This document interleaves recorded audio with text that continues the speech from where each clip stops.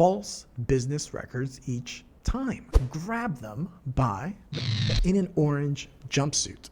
He paid him $420,000. So the first thing that happened was Judge Merchant basically talking about evidence that he's going to allow into this particular case. And just a heads up, it does take a long time to edit these videos, of course. Make sure you hit that notification bell since I upload at random times. This way, you're notified when I upload a video. He starts out by saying that the court will allow into evidence the evidence used in the case of Letitia James versus Trump, the whole case regarding the defendant inflating his assets. Well, according to the courts. Furthermore, he also said he's going to allow evidence from that particular case regarding social media posts by the defendant regarding that case's law clerk, and mentioning that he also will allow the defamation finding in the case of Miss E. Jean Carroll versus the former president himself. So that's a lot from all the combined cases. Basically, it's an onslaught against the man, the myth, the legend, that is the Orange Man, the former president. And it doesn't just stop there, because in the case of Letitia James versus the former president, saying that this evidence will allow the showing that the defendant consented to the partitioning of the Trump Foundation, the Trump organization, and why. So that's very interesting. Saying that this is a Sandoval compromise, and saying that the court cautions the defendant that this is a shield, not a sword. Very interesting. Okay, so the jury's brought in, and the judge has certain instructions for them. He begins by saying, ladies and gentlemen, the law requires that the prosecutors make an opening statement, but not the defendant. They will mark certain objects as exhibits. The defendant may, but is not required, to present evidence. And that the defendant, the former president, is presumed innocent, adding that the people must prove each element beyond a reasonable doubt. Telling the jurors to remember that you have promised to be fair, saying that we suffer from preconceived notions, from implicit bias, from stereotypes, and to please guard against all that. That under the law, juror number 1 will be the foreperson, and there are 6 extra alternate jurors, telling them to please not speak about the case under any circumstances, not even to read about the case, especially not on the internet. Okay, so from now on, everything I say is from the prosecutor, from Mr. Matthew Colangelo. Okay, he starts. This case is about a criminal conspiracy. A criminal conspiracy involving Donald J. Trump corrupting the 2016 election. The scheme began when the defendant met with David Pecker, and Mr. Michael Cohen was there. They conspired, all of them, to conceal negative information about the defendant, where Michael Cohen paid $130,000 to Stormy Daniels to silence her. And the defendant claimed that the payments to Mr. Michael Cohen were for legal services, and this was a lie. Furthermore, the defendant falsified 34 business records. 34. He was indicted. Falsifications included invoices, voucher entities, and even payment checks with check stubs as proof. Remember, this is all the prosecution talking, not me. All of this started with a meeting in August 2015 with Mr. David Pecker of AMI and the National Enquirer, where Mr. Pecker had say over what was published. A Mr. Dylan Howard was also involved. They attacked presidential candidates at the time, including Ted Cruz, where they accused him and his family of being involved in the assassination of JFK. They also attacked another candidate at the time, Dr. Ben Carson, for alleged medical malpractice. And Mr. David Pecker was to bury any negative information regarding the defendant. They carried out 3 catch and kills. For example, a doorman named Dino was trying to sell information about an alleged affair resulting in out-of-wedlock children that the defendant had, where it was arranged that Dino was paid $30,000. When Mr. Michael Cohen got involved, he added a $1 million damage clause. Next, there was Karen McDougal, a former Playboy playmate, shopping her story around regarding affairs she had with the defendant, the former president, where she had an affair with the former president for nearly a year. In this case, Mr. Dylan Howard was involved, Mr. Michael Cohen, and Mr. David Pecker. Mr. Howard told Mr. Cohen that he thought the allegations were true. They all came together, discussed it, and Mr. Pecker decided and agreed that AMI would run the story on National Enquirer and would pay $150,000 for the story, including adding the terms that Miss Karen McDougal would appear on the cover. But it was all hush money. You will hear Mr. David Pecker testify against the defendant, speaking that him and Mr. Donald Trump discussed Karen McDougal at length, but the defendant refused to pay. This frustrated Mr. David Pecker. Furthermore, you will also hear a conversation recorded by the former attorney of the defendant, Mr. Michael Cohen. You will hear it here. You will hear the defendant say in his own words, in his own voice, that they should pay cash, but instead they paid so-called advisory service fees. Mr. David Pecker went on to consult the general counsel at the company AMI, where eventually they agreed that they would eat the costs. And it continues. A month before the election, Washington Post published a video that turned the campaign upside down. The Hot Mic Access Hollywood tape, where the Washington Post reporter actually emailed Hope Hicks at the time a transcript of the video where the defendant was bragging about sexual assaults. The defendant said, grab them by the...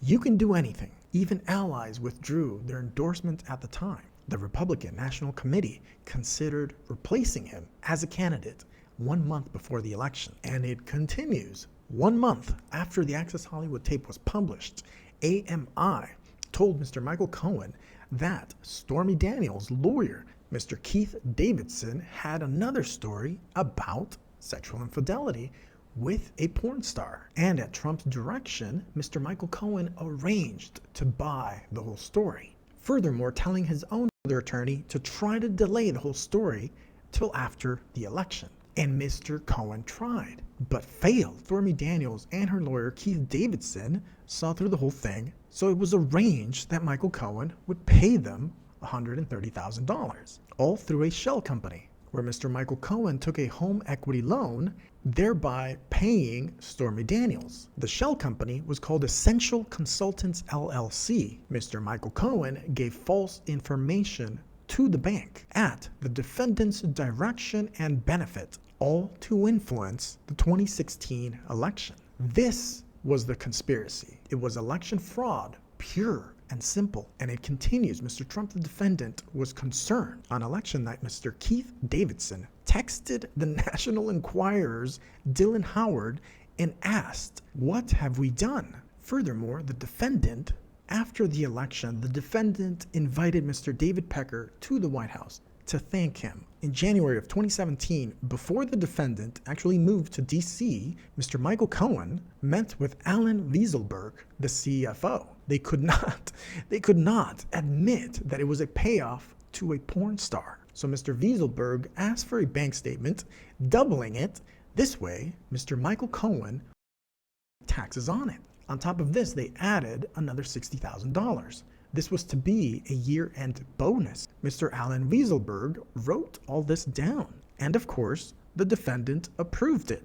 You will see that the former president was frugal, but not in this case. This might be the only time. So they purported to pay under a retainer agreement, but this retainer agreement did not exist. In February of 2017, Mr. Michael Cohen went down to DC, confirmed the plan, and got a check. It was all approved. He did this 11 other times, where he sent fake invoices and then getting a check. He did this 11 other times, entering all of this into Trump Organization's general ledger falsely, the first payments being from the defendant's revocable trust, then from Trump himself. False business records each time. You'll hear a lot about Michael Cohen in this case. Furthermore, when it all went public, Mr. Cohen lied. He has a criminal record, and he will testify that he pled guilty and went to jail for the payoff of Karen McDougal and Stormy Daniels. But it wasn't just for that he pled guilty. It also included tax fraud and lying to the banks and to Congress. Remember, this is all the prosecution talking, not me. Furthermore, Michael Cohen's testimony is further backed up by other witnesses, including Mr. David Pecker and Keith Davidson. We have records and we will show them to you. This is all about a criminal conspiracy and a cover-up, where we are confident that you will have no reasonable doubt. Ignore the irrelevant sideshows that come with this trial. Myself and my colleague Joshua Steinglass will show that Mr. Donald Trump, the former president of the United States, is guilty. Okay, so that was the prosecution. Now it's the defendant's turn. Their opening statement is given by Attorney Blanche. He says the defendant is innocent. President Trump did nothing wrong, did nothing illegal, did not commit any crimes. You have all seen President Trump for a number of years now. He is larger than life. And now he's here doing what any of us would do, which is defending himself. He was president. He is running for president now. He is the current nominee. The evidence in this trial is from many, many years ago, pre-COVID. Witnesses are going to talk about 2015. The whole story you just heard is simply not true. At the end of the story, you will have plenty of reasonable doubt. You will learn that President Trump is successful, where after he took office, Mr. Michael Cohen became his personal attorney, where he billed Mr. Michael Cohen $35,000 per month. The invoices were processed and paid, where 9 of the checks made their way down all the way to the White House, and he's the only signatory on his account. You will also hear that Ms. Stormy Daniels did in fact sign an NDA, but former president did not pay him $130,000. In fact, he paid him $420,000. Would a frugal businessman do that? No, it was not a payback. Some of you heard just last week during jury selection concerning accomplice liability, that they can get around a lack of knowledge and intent. That was Michael Cohen. But spoiler alert, there's nothing wrong with trying to influence an election. It's called democracy, a very ballsy and very touchy wording right there. And there's nothing illegal about entering into a non-disclosure agreement. What Ms. Daniels did was almost extortion. And you will hear that this whole agreement was actually made by lawyers. Objection. Judge Merchant says approach the sidebar. Trump was left alone on the table all by himself. His entourage of lawyers all went to talk to Judge Merchant. Shocker. Judge Merchant. Objection sustained. The last comment is stricken. Attorney Blanche continues. You will hear us cross-examine Michael Cohen, where after the election, Mr. Michael Cohen wanted a position in the administration itself. He did not get one. He did defend the president on television, but he was also a criminal. He cheated on his own taxes. In 2018, he got caught. He's a felon. He goes on podcasts talking about how he wants to see the former president go to prison in this case. Last night alone, 12 hours ago, Mr. Cohen in a public forum said he wanted to see the former president in a jumpsuit, in an orange jumpsuit. Mr. Cohen himself walked into a courtroom very close to here and lied. Objection. Judge Merchant sustained. More sidebar action, with Judge Merchant confirming that it will be sustained. Attorney Blanche continues. You will hear that Mr. Cohen raised his right hand and lied, then admitted to lying and pled guilty, all under oath. Mr. Michael Cohen is very obsessed with the former president. His entire livelihood relies on former President Trump getting convicted for winning the 2016 election. Ms. Stormy Daniels, where the former president met her in 2006 while he was running the popular TV show The Apprentice, where he spoke to her about the show, and she tried to make money off of these communications. Now she's made hundreds and hundreds of thousands of dollars since then, even getting paid to make a documentary about it. Furthermore, courts have actually sided with the former president regarding Ms. Stormy Daniels. She owes him $600,000. She owes him $600,000. And she knows nothing about this case. Remember, this is all what Attorney Blanche is saying as his opening statement. Not what I'm saying. The supposed catch and kill conspiracy. There is no conspiracy charge here in this case. There's nothing illegal about what happened regarding the National Enquirer, Mr. David Pecker, or AMI. It happens all the time with famous folks. We're New Yorkers. That's why we're here. You said you would put aside your views regarding the former president. We trust you to do that. We do. Please base your views on evidence, and there will be a swift, no guilty verdict. So that is that. In a kind of a crazy twist to the whole thing, Mr. Avenatti, remember that guy? He said he's actually willing to testify on behalf of the former president. Given that he's stuck in jail for many, many, many years, he's probably looking for a pardon. But New York Post actually put a story about him speaking from jail, saying that he hopes that the former president becomes president yet again. Super bizarro, this guy. So not just that, but he says that the defense team actually contacted him and he's willing to testify. Now that actually would be pretty wild.